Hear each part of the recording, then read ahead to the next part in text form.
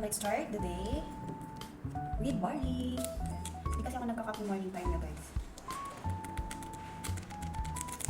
So ito na lang ang lagi kong hindi ng morning time. And meron naman tayong GC Organic na coffee. Available yan sa ating shop. Usually ito talaga ang ininom ko bago ako mag-meal.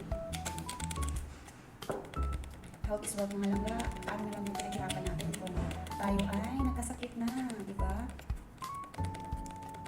As a breadwinner, kailangan talaga natin magiging healthy palagi. Kailangan maging conscious na tayo sa mga kinakain natin. Diba?